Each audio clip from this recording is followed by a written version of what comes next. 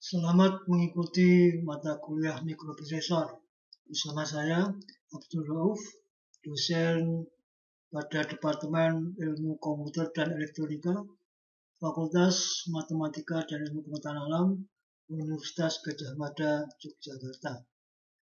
Pada pertemuan perdana kali ini, saya akan menjelaskan tentang beberapa hal. Yang pertama, mengenai pengertian mikroprosesor. Kemudian nanti akan kita lanjutkan dengan microkomputer. Kemudian perkembangan mikroprosesor sampai dengan saat ini. Dan yang keempat adalah bagaimana kinerja dari mikroprosesor, faktor-faktor yang mendukung, yang bisa meningkatkan kinerja dari satu mikroprosesor. Saya yakin Anda semua sudah mengenal apa itu mikroprosesor. Kita tidak bisa terlepas dari alat yang di dalamnya ada mikroprosesor, mulai dari peralatan di kantor seperti komputer dan semacamnya, juga alat-alat rumah tangga seperti mesin cuci dan semacamnya, juga mungkin alat-alat untuk hiburan, ada televisi dan lain sebagainya. Kemudian juga yang tidak kalah penting juga yang selalu kita bawa ada di smartphone kita, juga semuanya dikendalikan oleh mikroprosesor. Jadi bisa dibilang bahwa kita tidak bisa lepas dari mikroprosesor, karena itu kita perlu tahu apa itu mikroprosesor. Ya, jadi apakah itu mikroprosesor? Ini bisa kita lihat dari banyak sudut pandang.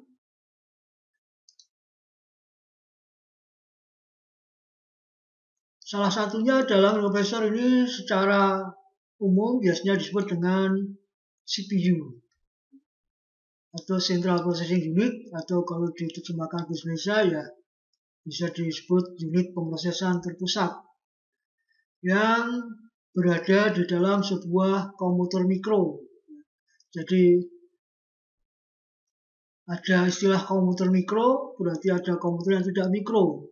Jadi berdasarkan sejarah perkembangan dari komputer, mulai dari dulu komputer yang pertama kali disebut dengan komputer yang besar atau mainframe, kemudian karena perkembangan teknologi kemudian bisa membuat komponen-komponen elektronika lebih kecil, sehingga alat komputer juga menjadi lebih kecil, menjadi komputer mini. Kemudian setelah itu menjadi semakin kecil lagi, alat-alat komponen atau komponen elektronika itu bisa dikemas dalam kemasan yang lebih kecil lagi dalam ukuran mikro, sehingga menjadi suatu bentuknya namanya IC, Integrated Circuit.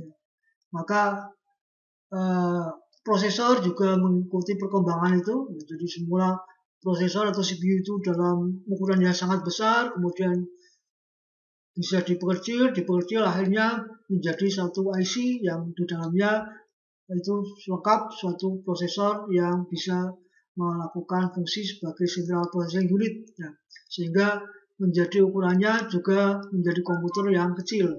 Komputer kecil biasanya disebut dengan komputer mikro, komputer yang biasanya kita pakai sendiri, sehingga kadang juga disebut dengan personal komputer. Komputer mikro ini umumnya adalah PC atau personal komputer. Beda dengan komputer yang lebih besar, misalnya komputer mini biasanya dipakai bareng-bareng, atau juga komputer besar biasanya juga dipakai bareng-bareng.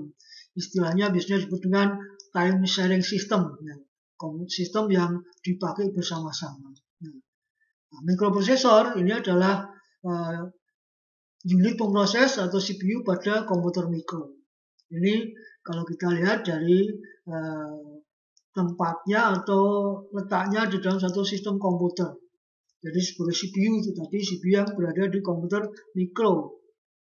Nah, kalau kita lihat lebih dalam lagi, ya, itu maka isinya adalah sebetulnya adalah rangkaian elektronik, ya. Jadi rangkaian elektronik, karena komputer itu adalah alat elektronika, alat elektronika yang lebih lebih sempit lagi, yaitu elektronika digital yang kerjanya berdasarkan nilai digital, yaitu nilai 01. Maka itu juga rangkaian elektronik yang dibuat dari gerbang. Yang gerbang itu juga dibuat dari transistor, sehingga CPU itu dikemas dalam sebuah rangkaian yang terintegrasi yang disebut dengan IC, kemudian diletakkan di dalam suatu keping semikonduktor yang disebut dengan silicon wafer. Jadi lebih sering diistilahkan dengan suatu IC. Jadi microprocessor ini sekarang bentuknya dalam suatu IC, dalam suatu komponen elektronik yang namanya IC, integrated circuit, yang di dalamnya merupakan suatu rangkaian yang sudah sangat rumit, rumitnya sesuai dengan fungsinya. Jadi fungsi prosesor itu untuk apa? Itulah mengikuti. Dan itu dikemas di dalam suatu keping semikonduktor yang bisa disebut dengan silicon wafer. Nah, kalau dilihat dari sisi fungsinya, jadi kalau tadi pertama itu letaknya, dia berada di dalam komputer mikro. Kemudian dari sisi alatnya, dari sisi rangkaiannya, maka dia adalah rangkaian yang dikemas di dalam satu IC. Nah, kemudian fungsinya apa? Di dalam sistem komputer itu prosesor atau CPU merupakan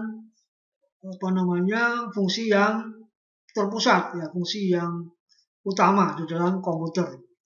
Di dalamnya ada pemroses yang disebut dengan ALU yang melakukan operasi aritmatika dan operasi logika. Biasanya disebut dengan bagian ALU di dalamnya. Dalam CPU ada ALU. Kemudian untuk mengerjakan perintah-perintah harus diatur urutannya, maka itu akan diatur oleh bagian kendali yang disebut dengan control unit.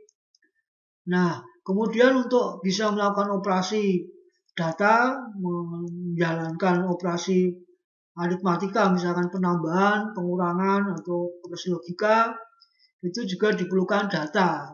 Nah, data-data bisa disimpan sementara di dalam CPU yang disebut dengan register. Jadi ada register, ada control unit, dan ada ALU, arithmetic logic unit, kemudian control unit, dan ada unit register, unit penyimpan data sementara.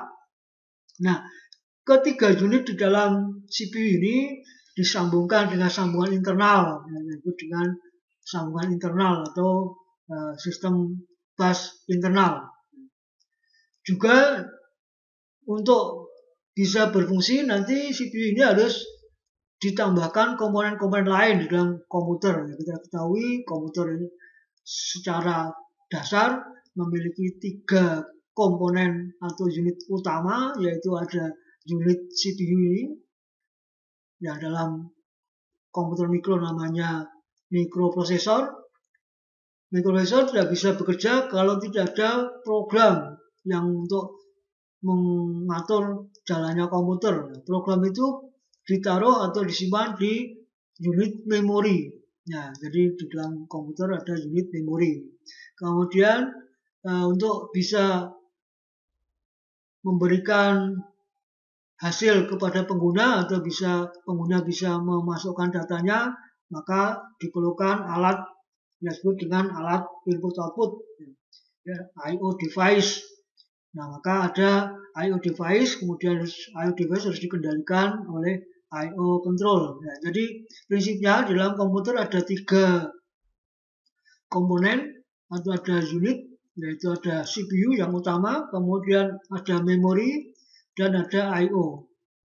Nah, ini CPU fungsi utamanya di dalamnya ada 3 unit lagi, yaitu ada ALU, ada CU, ada register, dan disambungkan dengan sambungan internal. Juga CPU punya sambungan keluar, yaitu nanti disambungkan ke memori dan ke I/O. Nah, jadi kalau kita lihat secara fungsi utamanya, maka mikroprosesor ini sebagai otaknya dari mikrokomputer, jadi brain of microcomputer. Secara umum Ini microprosesor mampu mengolah data dan mengendalikan komponen-komponen yang ada pada mikrokomputer. Jadi sebagai unit pemroses dan pengendali. Karena itu namanya CPU, Central Processing Unit. Jadi yang dikendalikan tidak hanya di dalam internal pemroses yaitu unit CPU saja, tapi juga waktu membaca data dari memori, menulis ke memori, membaca dari I/O, menulis ke I/O itu juga harus dikendalikan. Ya, urutannya dikendalikan. Maka pengendalinya itu ada di dalam CPU tadi. Ya. Jadi karena itu namanya CPU, Central Processing and Control Unit, and Central Control Unit. Jadi sebenarnya ada dua fungsi utama di sana, ada fungsi pengolahan dan ada fungsi pengendalian. Ya. Processing and Controlling Unit. Ya, jadi itu CPU. Ya. Nah, dalam melakukan fungsinya, CPU diperintahkan dengan perintah tertentu yang disebut dengan perintah bahasa mesin, ya, mesin instruction atau mesin code. Tentu saja yang dimengerti oleh mikroprosesor itu kode-kode 01, kode biner, karena ini adalah mesin digital. Ya. Jadi sebenarnya prosesor ini mesin atau alat yang sebetulnya tidak pintar karena tahunnya cuma 01. Ya. Jadi tahunnya cuma 0 dan 1, jadi hanya dua nilai. Ya. Kalau itu sebagai perintah ya hanya perintah tahu perintah 0, tahu perintah 1. Kalau sebagai data ya cuma dua data yang dimengerti. Tapi kita sudah mengetahui bahwa dengan keterbatasan kode kita bisa mempunyai atau kita bisa mengembangkan pengertian dari kode itu lebih luas. Ya. Jadi saya contohkan kita punya desimal hanya 0 sampai 9, tapi kita bisa memiliki bilangan yang tidak hanya sampai 09, tapi bisa memiliki bilangan 100, 1000, dan seterusnya. Caranya bagaimana? Dengan mengkomunikasikan beberapa angka menjadi satu kesatuan. Ya. Misalkan kalau itu 2 angka, berarti 00 sampai 99, artinya punya jangkau sampai 100. Kalau itu 3 angka, maka bisa sampai 1000, 00 sampai 999, dan seterusnya. Jadi itu yang sudah kita ketahui ya secara konsep dasar, meskipun dengan keterbatasan simbol, kita bisa memiliki informasi yang banyak. Caranya bagaimana? Harus dikombinasikan. Demikian juga dengan biner. Biner itu cuma punya 0, 1, 2 macam.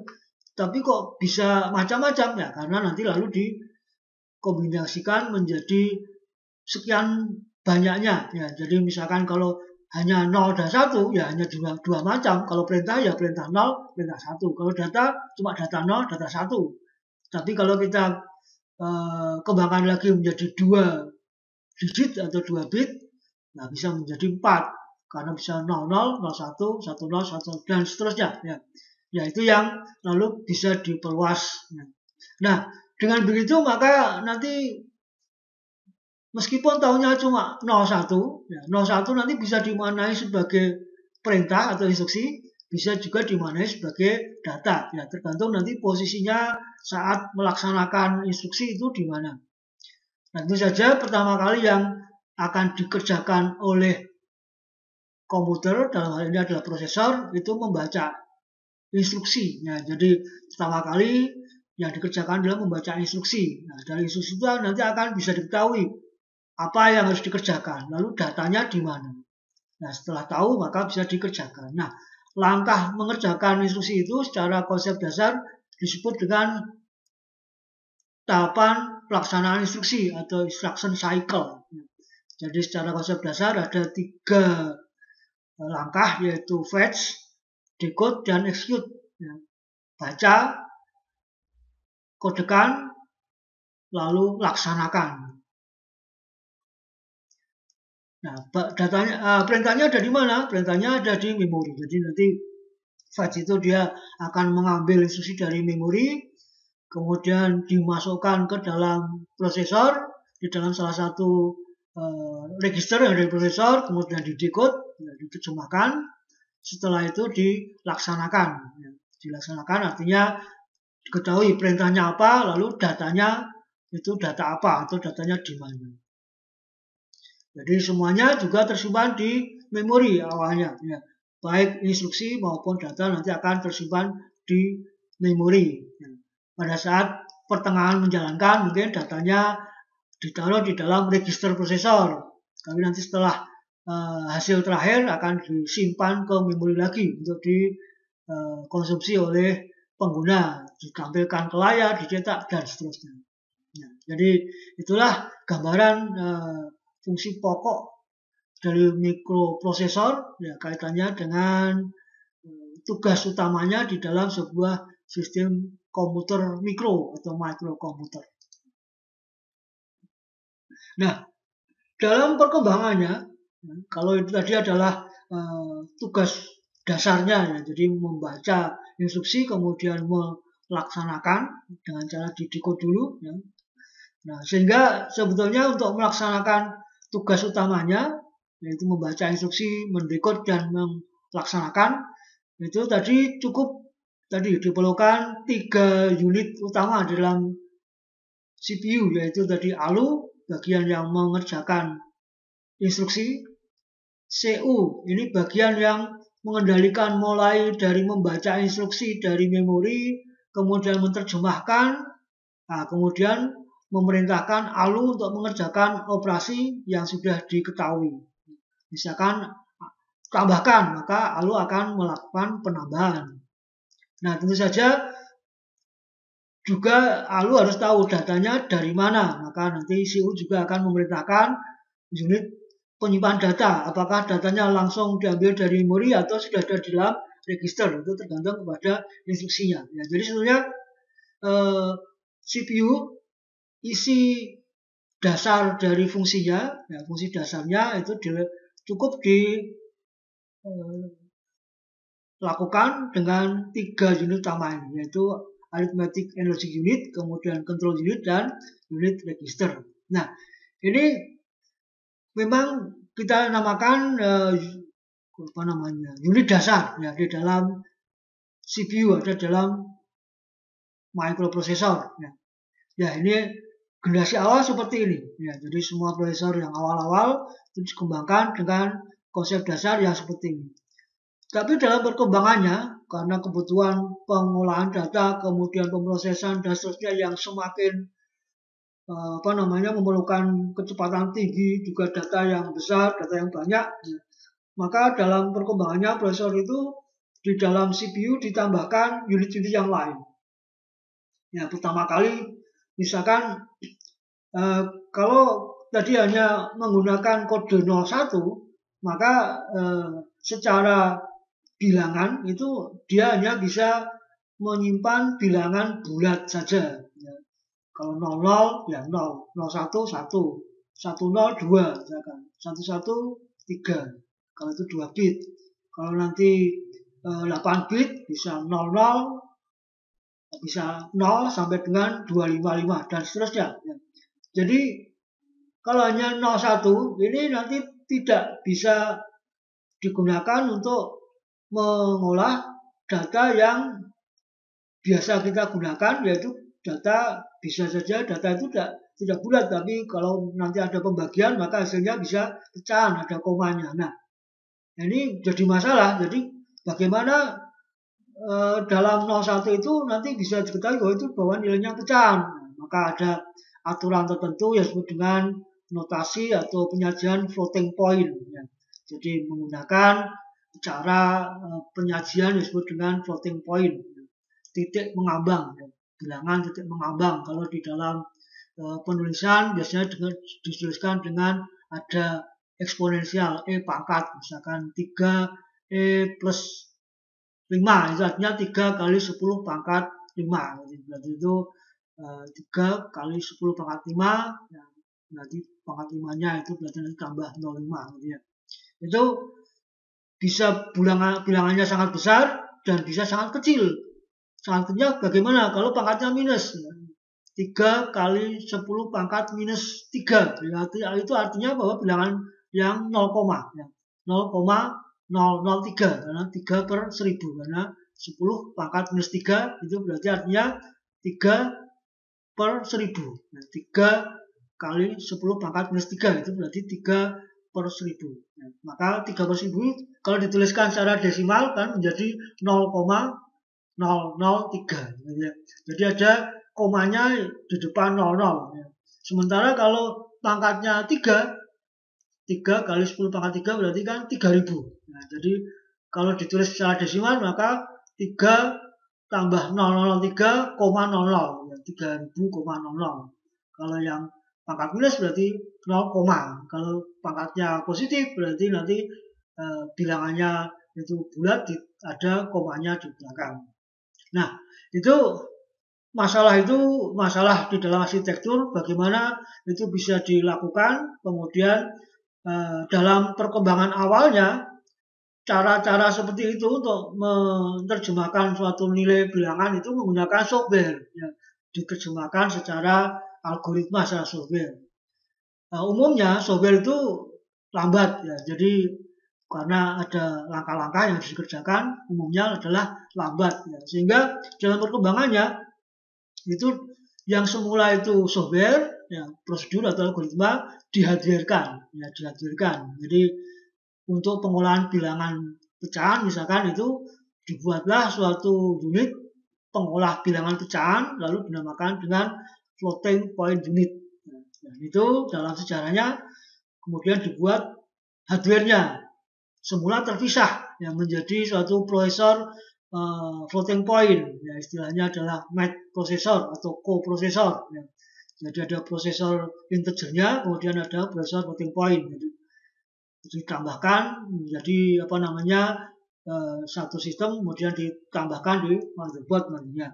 Tapi kemudian perkembangannya karena teknologi mampu, kemudian yang semula di luar, nah, floating point dimasukkan ke dalam prosesor. Misalkan nanti kita lihat dalam perkembangannya itu pada mikroprosesor Intel itu pada tipe 80486. Nah, jadi ada FPU-nya, ya, ada floating point unit.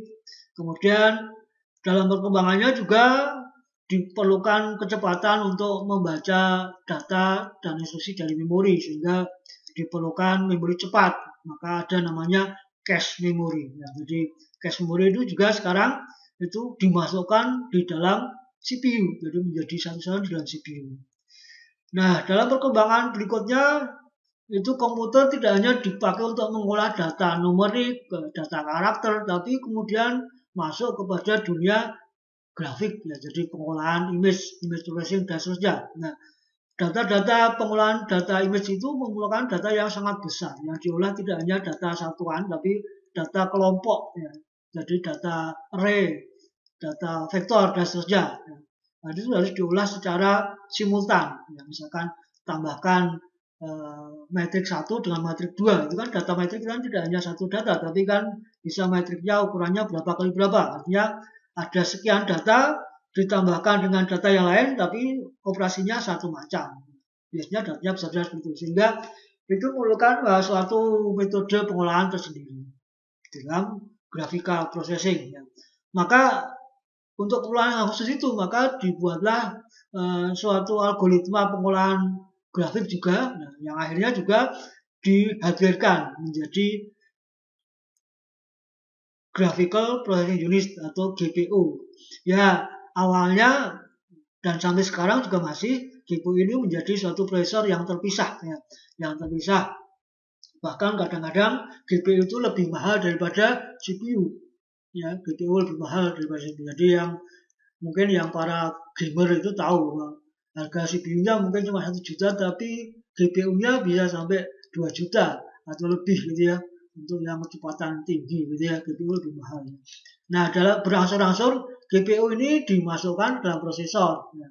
Contohnya pada AMD yang seri A itu, APU itu, maka di sana ada GPU-nya dan juga diikuti oleh Intel. Ya. Nah, kemudian yang perkembangan yang berikutnya adalah kalau tadi secara dasar itu satu-satu ya dikerjakan, ya, instruksinya bergantian. Ya. Nah, bagaimana supaya nanti bisa mengerjakan sekaligus banyak, ya berarti harus ada sekian unit dasar. Ya. Jadi ALU, CU, registernya ini harus ada sekian set. Ya. Maka lalu dengan kemajuan teknologi yang bisa mengemas ya, dalam dunia mikroelektronika yang menciptakan IC ini dan rangkaiannya bisa mengemas beberapa unit prosesor inti ya, menjadi satu CPU menjadi satu IC ya. Sehingga istilahnya adalah teknologi multicore ya. Jadi dalam satu IC CPU bisa berisi sekian core CPU ya, core CPU itu ya ALU, CU, register tadi ya, itu adalah core-nya CPU. Nah, maka ini perkembangan prosesor yang modern kita namakan. Jadi ada prosesor yang dasar, yang prosesor yang lama, ya. Tapi manusia memang selalu haus, ya. Selalu ingin meningkat sehingga ya itu memang ada ada untungnya ya itu memacu untuk pengembangan. Gitu. Keinginan itu memacu untuk adanya perkembangan. Kalau nggak ada keinginan, ya nggak akan ada perkembangan. Pengembangan dari dunia ilmu nggak berkembang kalau tidak ada keinginan. Ya, maka ini keinginan itu tujuan yang lebih jauh itu akan memacu adanya perkembangan yang lebih baik.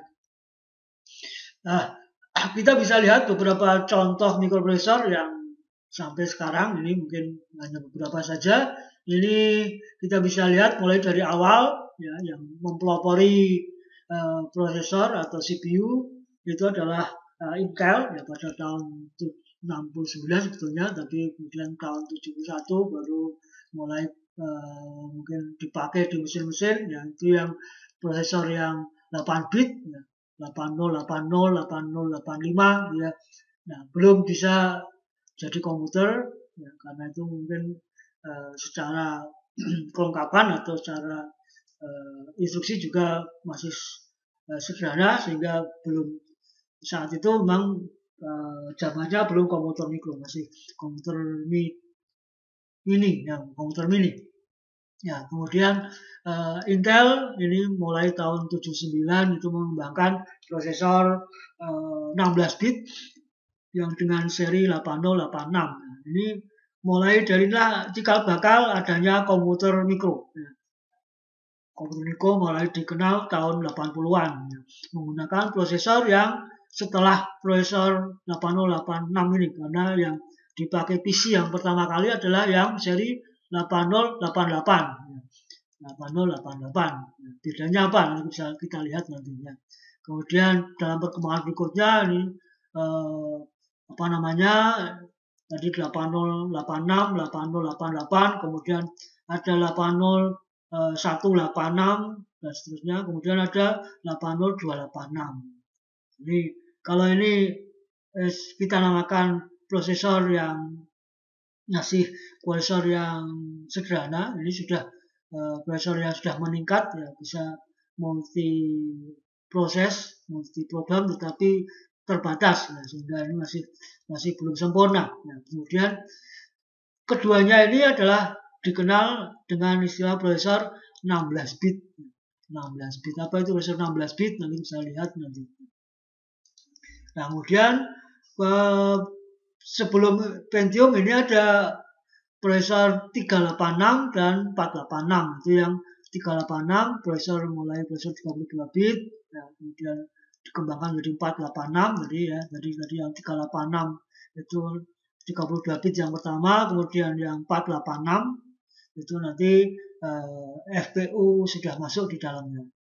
Nah, kemudian dikembangkan menjadi prosesor yang 586 sebetulnya, tapi kemudian Intel menggunakan istilah Pentium ya, Penta itu 5 ya, jadi Pentium ini sebenarnya kodenya ya 586 ya, Pentium.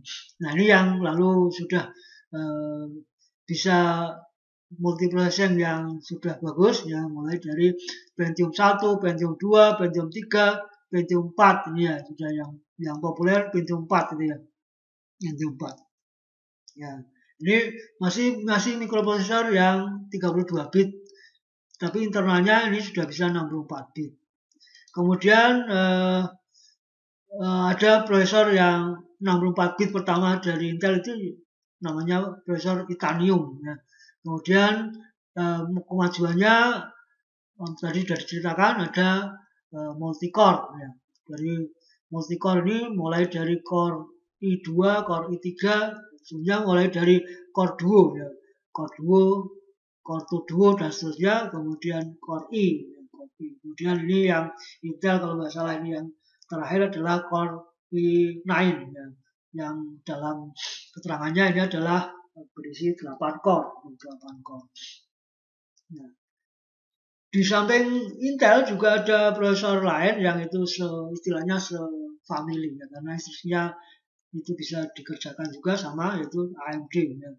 AMD ini perusahaan lain tapi mengikuti Intel ya, jadi secara arsitektur itu sama, artinya instruksi mesin ya, program yang dibuat di Intel bisa jalan di AMD ini.